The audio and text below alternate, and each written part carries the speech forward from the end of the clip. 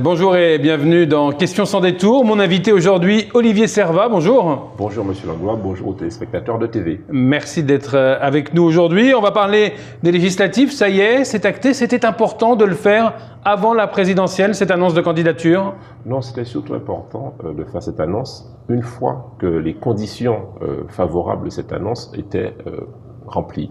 Il fallait être le seul candidat de la majorité régionale, soutenu par le JUSR, parce que nous venions aux élections régionales de faire une belle démonstration d'union pour la Guadeloupe et d'exemplarité entre hommes et femmes politiques, notamment aux Abîmes. Il fallait se comprendre entre nous, il fallait prendre le temps que cela se fasse tranquillement, sans précipitation et avec toute sérénité. Alors expliquez-nous comment ça s'est passé, parce qu'il y avait eu le congrès de Guadeloupe Unie quelques jours auparavant, où on avait dit tiens, on ne discute pas des législatives, et finalement, une semaine après, on se retrouve avec Guadeloupe Unie, en tout cas Dominique Larifla et Harry Chalus présents à votre annonce de candidature. Ça s'est passé comment? Eh bien, bien évidemment, il y a le temps médiatique, mais il y a le temps des discussions entre hommes qui se comprennent, qui se respectent et qui veulent aller dans l'intérêt guadeloupéen, que ce soit au niveau régional et que ce soit au niveau aussi législatif. Donc, nous avions pris le temps de se comprendre et pour que chacun puisse, à la place où il puisse œuvrer utilement dans l'intérêt de la Guadeloupe, engagé pour la Guadeloupe. Ouais. Donc Dominique Théophile, qui fait partie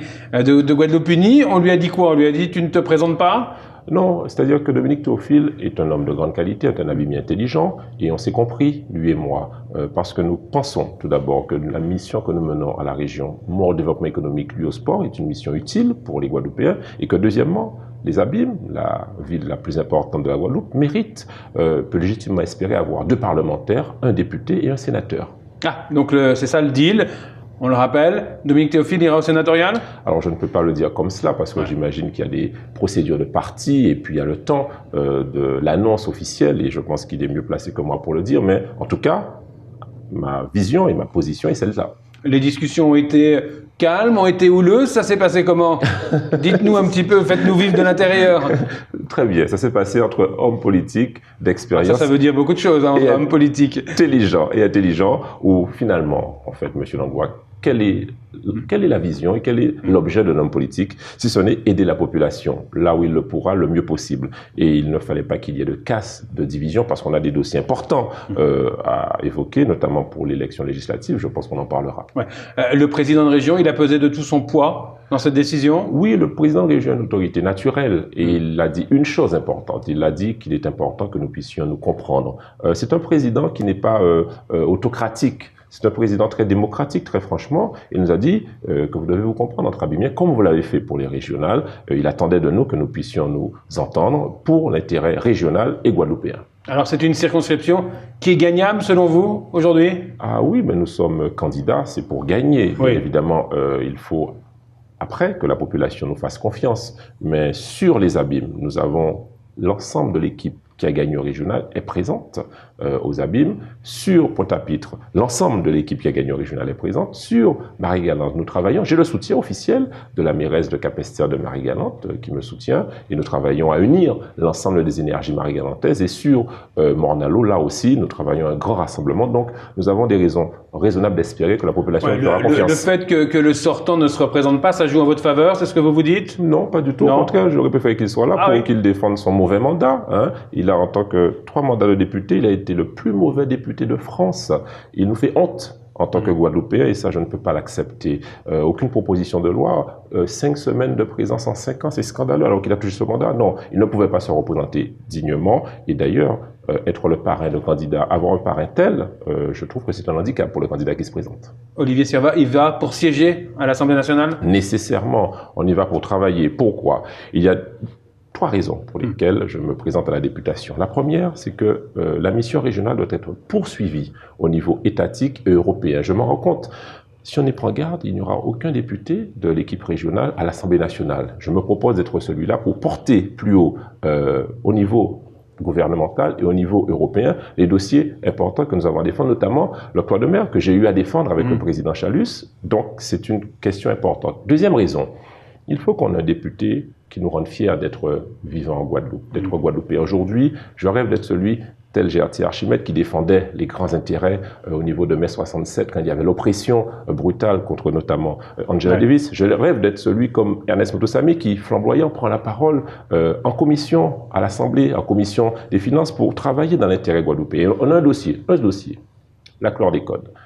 Aujourd'hui, nous nous sommes laissés empoisonner parce qu'il y a une dérogation gouvernementale scélérate, alors que nulle part ailleurs dans le monde, la chlordécone était autorisée. Aujourd'hui, le professeur Blanchet dit, je peux tester chaque homme, chaque femme vivant en Guadeloupe selon leur taux de chlordécone, parce qu'il dit qu'au-delà d'un taux de chlordécone, on est sûr de développer un cancer de la prostate ou d'ailleurs. Eh bien, je vais proposer une proposition de loi qui dit nous testerons tous les Guadeloupéens en taux de chlordécone. Et ceux qui seront au-delà du taux fatidique, eh bien, on les emmènera au cyclotron que la région met en place en Guadeloupe pour identifier, avec ce beau scanner, les cellules précancéreuses et soigner rapidement les Guadeloupéens. Voilà avec tout ce que vous voulez faire, là, on va plus vous voir à la région.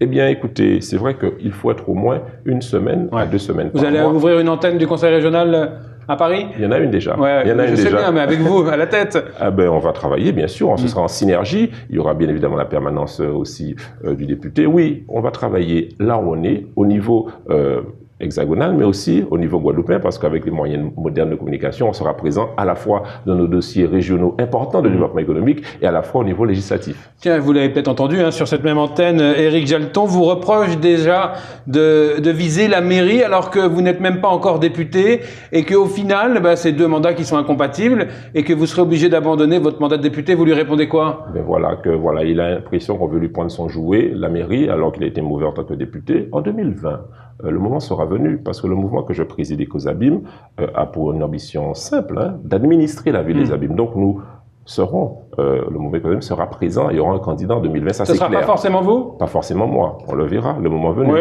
c'est sûr ça? C'est pas sûr, rien n'est sûr. 2020 c'est loin, aujourd'hui nous sommes en 2017, et il y a des enjeux importants sur la chlordécone, sur la biodiversité, sur l'autosuffisance alimentaire, sur les énergies renouvelables que nous devons défendre à Paris et à Bruxelles. C'est ce que je veux faire pour la Guadeloupe. Ouais, après, je répète ce qu'il dit, vous visez l'Assemblée unique, la présidence de la région en 2022, il vous a tracé tout votre avenir sur notre antenne. Je ne sais pas si vous l'avez entendu. Eh bien, il parle pour moi, c'est bien thèse, mais je rappelle qu'il l'a soutenu, qu'il soutient M. Macron. Je suis le responsable du programme de M. Macron. J'attends ses propositions pour M. Macron parce qu'il a dit qu'il le soutenait. Justement, je voulais y venir à Emmanuel Macron. Vous le soutenez depuis plusieurs semaines, plusieurs mois même. Maintenant, vous l'avez trouvé bon lors du débat? Oui, très bon. Je le soutiens. Je suis le premier homme politique guadeloupéen à avoir dit que, quoi qu'il arrive d'ailleurs à votre antenne, M. Macron, que je voterai pour M. Macron. Je l'ai rencontré, je lui ai dit à Paris, quand il était encore à son QG à Montparnasse, je voterai pour vous parce que vous me plaisez. Pourquoi il me plaît? Aujourd'hui, il n'est pas clivant, il n'est pas partisan de droite, partisan de gauche. Aujourd'hui, il parle vrai, il parle concret et il veut être efficace. Et dans le débat, c'est pas moi qui le dis, ce sont aussi des observateurs. Il a été bon parce qu'il a su montrer et dire quand il est d'accord et quand il n'est pas d'accord, et surtout démontrer qu'à moins de 40 ans, on peut avoir une vision pour la France soutenue par des personnes tout à fait crédibles. Et puis, sur la forme, il est venu en Guadeloupe en décembre. C'est extraordinaire. Il est venu à notre chantier de Noël où il a bu, la dansé. Oui, il a dansé, oui, on s'en souvient tous. Mais je peux vous dire que ça fait partie de notre culture guadeloupéenne, nous en sommes fiers. Savez-vous que dans son programme, la première photo, c'est cette photo, lui, avec nous, chez nous en Guadeloupe, entouré de Guadeloupéens. C'est un signe fort pour la Guadeloupe. C'est un bon orateur? Très bon orateur. Et surtout, Marine Le Pen a relevé, mais elle a trouvé qu'il parlait bien, mais il ne disait rien. Eh bien, bon, Marine Le Pen, comment dirais-je, on connaît ses extravagances et on sait surtout que son programme n'est pas finançable et surtout ne mène à rien d'autre qu'à de l'exclusion, de la violence, de l'apartheid, et nous n'en voulons pas, nous voulons de l'apaisement et nous voulons faire de la France une grande pays. Ouais. Ceux qui lui reprochent son inexpérience, vous leur répondez quoi? Que la valeur n'attend pas le nombre des années et qu'il a déjà démontré sa capacité à être un bon ministre de l'économie. Il a démontré sa capacité à créer courageusement un mouvement en marche en démissionnant du gouvernement. En démissionnant, on ne dit pas assez de sa fonction de fonctionnaire. C'est courageux. Il s'est exposé à la France, il s'est offert à la France, nous en voulons. Et on va revenir en Guadeloupe, il y a la guerre Chalus-Borel. Elle a éclaté concernant la répartition de la taxe sur les carburants. On en est où? Il y a une plénière du conseil départemental qui a eu lieu ce mercredi. Vous en pensez quoi? Je pense qu'il faut de l'apaisement entre deux collectivités majeures. Je pense que, malheureusement, la loi Notré a identifié la région comme chef de file du développement économique et du développement en général. Et malheureusement, ce n'est pas nous. C'est l'État qui a identifié le département comme gérant les affaires sociales. Il faut que chacun gère ses compétences et nous assumons la gestion de nos compétences qui est le développement. Et cela ne veut pas dire que nous n'aiderons pas le conseil départemental. Nous le invitons à échanger avec nous. C'est pas ce que disait sur cette même antenne le premier vice-président du conseil départemental qui nous disait que vous vouliez enterrer le conseil départemental et que c'était pour faire votre collectivité unique. Ce sont des fantasmes. Ouais. La réalité, c'est que nous assumons nos compétences fournies par la loi et que nous allons échanger avec le conseil départemental pour lui accorder, en fonction des projets qu'il va nous présenter, les possibilités de financement. Mais c'est nous qui avons la main. Ouais, c'est vous qui avez la main, donc il faut enterrer la hache de guerre tout de suite, le plus rapidement possible. Le plus rapidement possible, il faut se retrouver, se comprendre, se parler dans l'intérêt des Guadeloupéens. Ouais. Aujourd'hui, vous serez député? Vous en êtes certain? Ah non, si la campagne commence, elle sera longue, elle sera âpre. Il s'agit partout d'aller à la rencontre de la population, lui présenter notre projet, notre programme et la convaincre pour qu'elle veuille bien que nous puissions la représenter à l'Assemblée nationale. Ça va être une campagne de longue haleine? Bien sûr, elle a commencé il y a longtemps et il reste encore 3 mois. Merci à vous, Olivier Servat. Merci, Monsieur Langlois. Excellente fin de journée sur l'antenne de TV. On se retrouve très rapidement pour un nouveau numéro de Questions sans détour.